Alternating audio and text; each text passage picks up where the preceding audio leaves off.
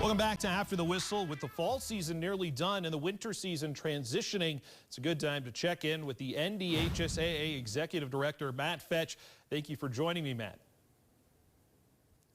Well, thanks for having me, Phil. Good to see you. Yeah, no, I wanted to start with this fall season and how it's gone overall. How would you assess how the state has been able to handle navigating athletics and activities throughout this COVID time? I think when you look at the overall big picture, I think the fall would have to be chalked up as a success. When you look at where we were back in July when the decision was being made, if to start things on time, how it would look. And if we've said this a lot, where if you'd have said at the end of October, here's where you're going to be at, I think we would have taken it in a heartbeat. Absolutely. Teams, although have had a difficult decision to cancel the rest of their seasons when they get an outbreak during postseason play, some postponements during the regular season.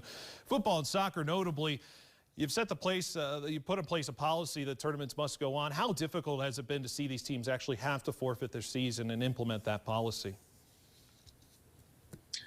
Oh, extremely difficult. You feel terrible for everyone involved. And again, it's something coming into the season, I think everyone knew was not only a reality, but something that was going to happen. That's why there was a process in place for how it would be handled. And it's, again, an unfortunate byproduct of competing during a pandemic. But again, overall, when you look at the percentage of games played throughout the fall and even throughout the postseason, it's been a very high number and something that, again, overall, I think collectively as an organization, we're happy with.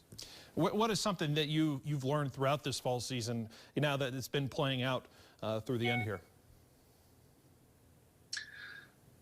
Well, whether we learned or not, I think we knew coming in as well that how fast things change, and they continue to. It's not even getting through a season or getting through a month or even a week. It's, what's going to change today type thing. And it's new to everyone, first pandemic in 100 years. So it's something we're all learning as we go. And the reality is, as we get to the end of the fall seasons, we obviously know a lot more about the fall sports and how COVID affects those. And as we gear up here for winter activities, it's, I think, going to be a lot of the same, where we'll do the best we can early on, adjust as needed throughout. And by the end of the winter seasons, we'll all be a lot smarter than we are now.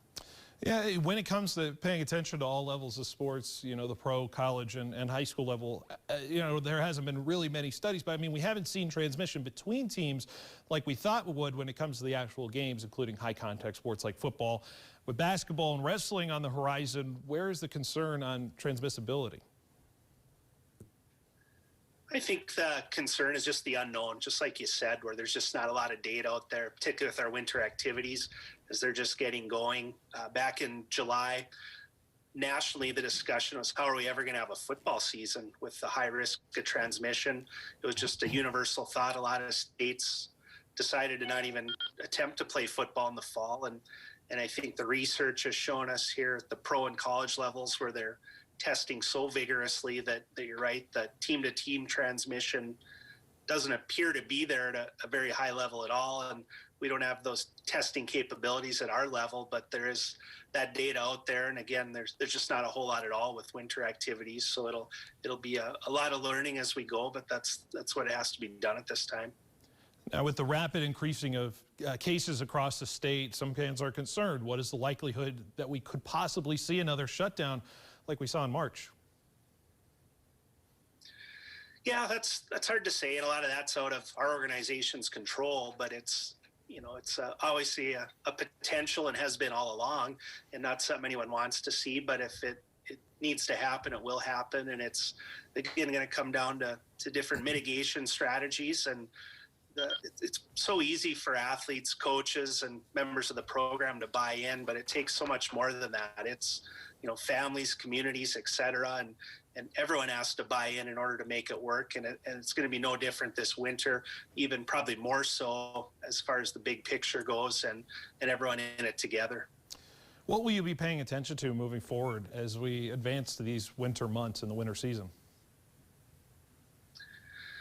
I don't think there's any one thing you can put your finger on and say we're going to watch specifically this. It's everything, the holistic approach, reviewing all the information you have available, and really, it's, if anything has been for certain, it's guessing what's going to happen or how it's going to play out is almost a waste of time.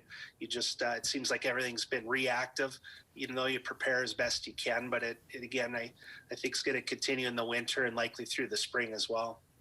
Well, a lot of questions, but a lot of answers we've seen throughout this fall season. Obviously, it's a fluid situation with the sports seasons. And Matt, I know you're navigating it well so far. I want to thank you for joining me